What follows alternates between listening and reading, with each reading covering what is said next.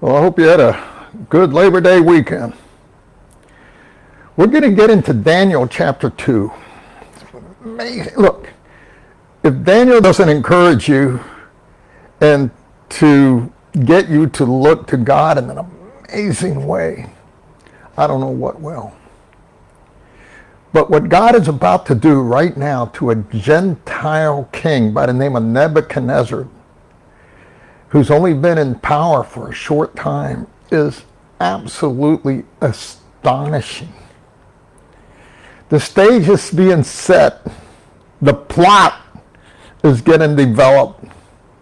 I've already told you how Daniel and his three friends ended up in Babylon. They were taken in captivity under Nebuchadnezzar.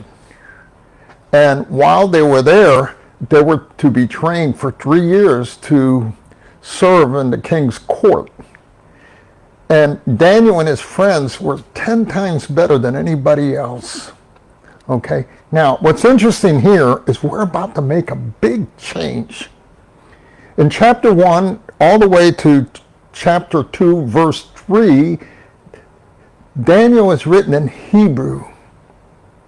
Now it's going to change all the way up to chapter 7, where it's written in Aramaic.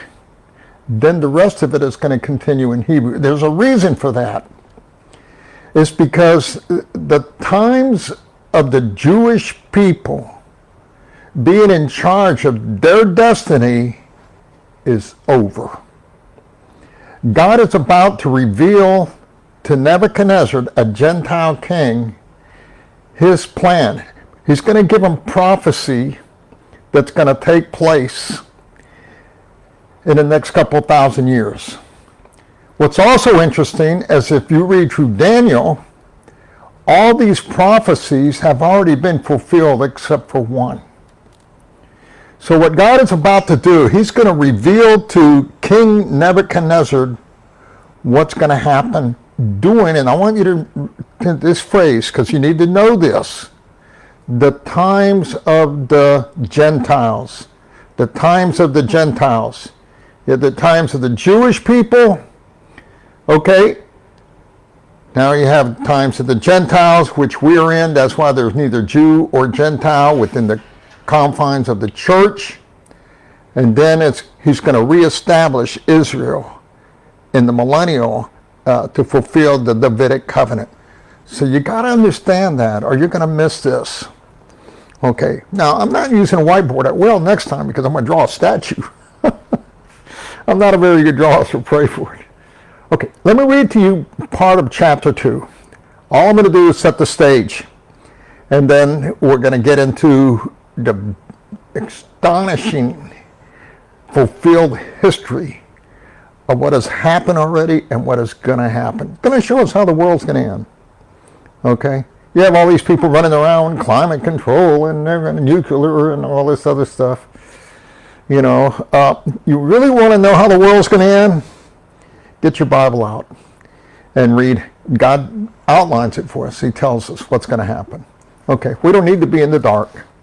He has made his purpose and his will known for us. Okay, Daniel chapter 2.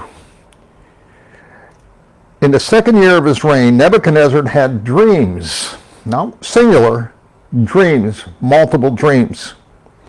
And his mind was troubled when he could not sleep. He had insomnia. You ever have that? I wake up sometimes and dream, golly, where did I get that? Where did that come from? What did that mean? What did that entail? Well, God has the ability to do anything. And he can communicate to us in dreams. Now, it's got to be, I got to say that tongue-in-cheek because he reveals to us everything in Revelation through his word. But sometimes when you're in this word and you're thinking about a lot of things and you're praying, he can use in that subconscious mind of yours, he puts together some thoughts. But it always has to be verified and it has to coincide with what the scriptures said. Okay, so let me just make that clear. In this case, with Nebuchadnezzar, God has very clearly given him specific details in his dreams, and it's causing him a lot of trouble. And he couldn't sleep. He has insomnia. So what does the king do? He summons the magicians, enchanters, the sorcerers, and astrologers to tell him what he had dreamed. Okay, so he gathers all these wise people and he says, listen, I had this dream. I can't sleep. Tell me what the dream was. Can you imagine being asked to do that? Well, when they came in, they didn't know at first, but when they came in and stood before the king, he said to them, I had a dream that troubles me and I want to know what it means. Okay, which is reasonable. Then the astrologers answer the king, so here's where the change is, so you need to mark this in your Bible. Then the astrologers answer the king in Aramaic. And this is where now God is going to reveal from this point to chapter 7 what is going to happen in the future. In reality, chapter 2 to 6 is written primarily with the Gentiles in mind. Chapter 7 goes along with chapter 2, but it's primarily with the Jews in mind till the end of the book of Daniel. That's why a lot of people get confused. Also, Daniel's not completely written chronologically. There are some chapters that happen before the chapter that it's actually in. Okay, maybe later I'll show you what that is. Okay, so he summons all these people, these so-called intellects, wise people, astrologers, and all this, and he asks them to tell him what his dream is and then interpret it. Well, they're pretty stumped because this is a really tough challenge for them. And so the astrologers answer the king in Aramaic, O king, live forever. Tell your servants a dream and we will interpret it. Well, you know what they had in mind or plan, you know. And the king replied to the astrologers, this is what I firmly decided. This is what I'm going to do. If you do not tell me what my dream was and interpret it, I will have you cut into pieces and your houses turned into piles of rubble. You don't tell me my dream. Specifically, you don't give me the right interpretation, I'm going to kill you. And I'm going to destroy everything you have. Okay? That's the negative. The positive was, he says to them, but if you tell me and explain it, you will receive from me gifts and reward and great honor. So tell me the dream and interpret it to me. Now, if you were an astrologer, or, you know, it's interesting, but Daniel wasn't privy to this. He wasn't called to in this, but he was included in the wise men. Okay? But he wasn't privy to this particular conversation. He didn't know what's going on at this point. And so the so-called wise men of Babylon, they once more they replied, let the king tell his servants the dream, and we will interpret it. Then the king answered, he's pretty sharp. This King Nebuchadnezzar was a sharp dude. Okay, I am certain that you're trying to gain time because you realize that this is what I have firmly decided. You don't tell me the dream and its interpretation specifically, I'm going to kill you. And he had the power to do that, the means to do that. If you do not tell me the dream, there's just one penalty for you. You have conspired to tell me misleading and wicked things, hoping the situation will change. So then tell me the dream, and I will know that you can interpret it for me. So it's two parts here. Then he not only, the so-called wise men of Babylon not only have to reveal to Nebuchadnezzar what his actual dream was, but then give the interpretation to this dream that's been causing him insomnia. Now think about the dreams you've had. I think of some of the dreams I had. If I was to come to you and say, man, you know, I had a dream last night. It's really bothering me. The normal question, well, what was it? I said, no, I'll tell you what, you tell me what it was I dreamed. What would you tell me? I said, man, are you crazy? How am I supposed to know what you dream? Nobody can do that. Okay, and this is what's going on in the astrologer's mind. Okay, Nebuchadnezzar, though, he's sharp. He wants to know specifically why, because it's something that's troubling so bad. He has got to be sure that the interpretation is accurate. Okay, and so the astrologers answered King, there is not a man on earth that can do what the king is asking, however great or small. Nobody has ever asked a king to do such a thing. And the only one, they say to him, is the gods that can answer you, King Nebuchadnezzar, that can give you the answer that you want. And you know what, King Nebuchadnezzar? They don't live among men. The gods are way out somewhere else. Okay? They don't live among men. What worldview is that? That's deism. Okay? God exists, but he just doesn't exist among men. He started the world, and he got the show going, and he took off. Kind of like a theistic evolutionists, a lot of our fathers, Masons, and a lot of people that believe in that. You know, a man is autonomous. God created everything, but he's off on vacation. He doesn't get involved. But the book of Daniel is specifically written, and this is why it's so encouraging to point out to humanity that no matter who's in charge, whether it's Jew or Gentile, or whether it was whatever president, that God is still sovereign. He's still running the show. And as we're going to see, okay, he allows certain things to happen because it's going to bring about his purpose. But he is still in control. He's sovereign. So the whole book of Daniel is to demonstrate the sovereignty of God over not only the Gentile nation, but also the Jewish people as well. Okay, so they say, hey, nobody can do this. Only the gods can do it, and they don't live among men. Well, this didn't make Nebuchadnezzar happy. He was so angry when they answered him like that he ordered the execution of all the wise men of Babylon. So the decree was issued to put the wise men to death, and they sent some wise men. They sent some of the soldiers to look for Daniel and his friends to put them to death.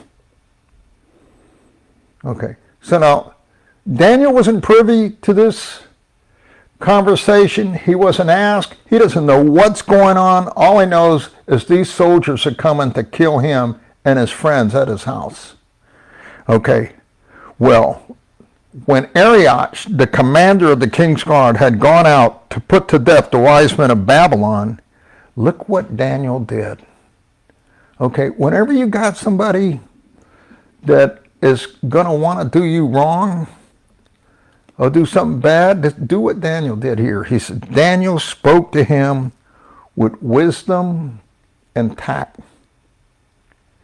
This is not the time to get in that soldier's face. What? You're going to kill me. I'll kill you. It's not the time. Daniel spoke with wisdom and tact. Look what he said. And he asked the king's officer, why did the king issue such a harsh decree? You know, he really wanted to know, and he came across that way. What's going on?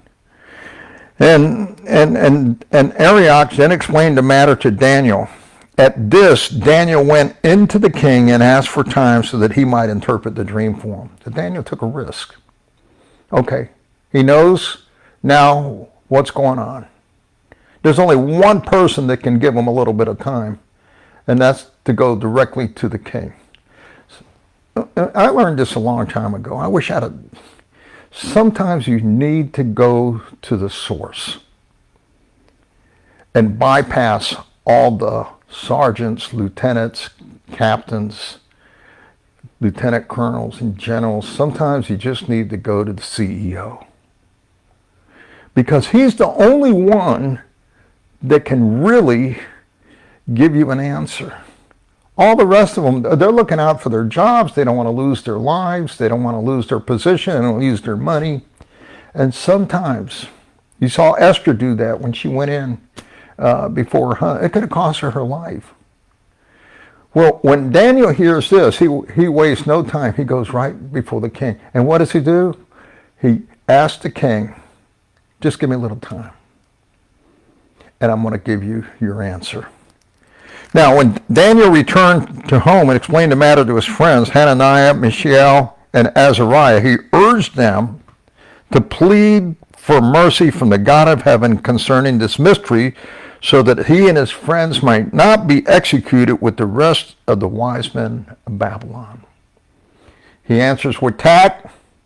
He goes directly to the source, to the king. Then he gets his friends to pray for him that God would give him an answer. Okay. During the night, then the mystery was revealed to Daniel in a vision. Then Daniel praised the God of heaven and said, listen to this, praise be the name of God forever and ever. Wisdom and power are his.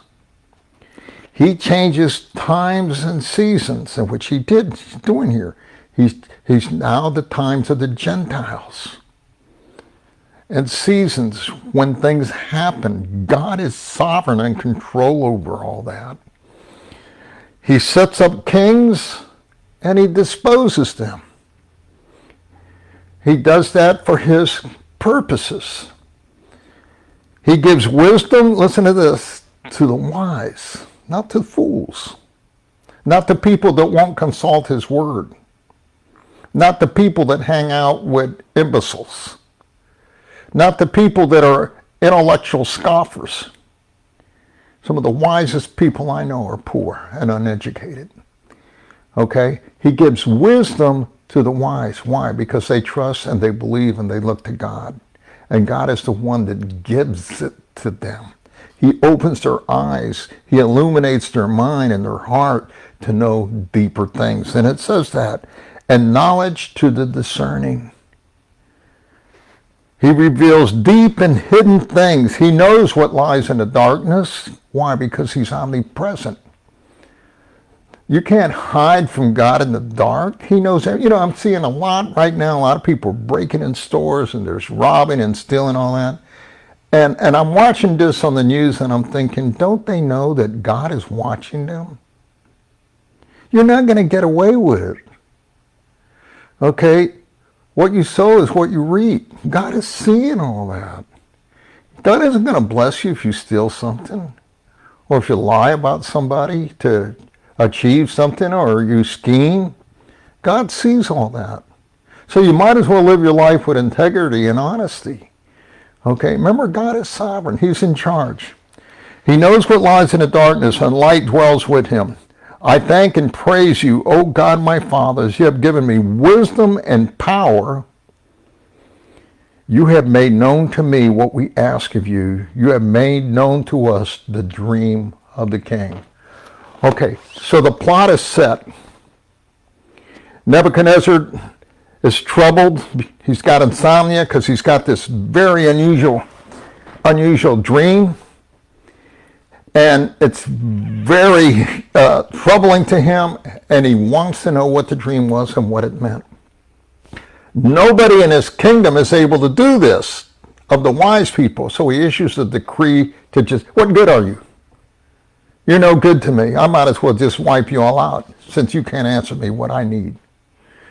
He has that kind of power, okay? And until Daniel finds out and his friends, and they request times to get to know the dream and then to be able to interpret it. Now, you got to understand something. When you read Daniel chapter 2, try to do it like this. Read it from the king's perspective, read it from the astrologer's perspective, and read it from Daniel's perspective. After Daniel is given the dream and the interpretation of it, what do you think Daniel's thinking? You're going to find out. It's amazing, amazing story. This is so much more than Daniel and the lion's den, because God is revealing to us what's going to happen in the times to come, in the ages, and how the world's going to end and what's coming. Hey, you're going to see that. Next, probably Friday, I'm going to have a picture of the dream, and I'm going to give you its interpretation, partially. There's a lot more to come. God bless you all. Have a great day.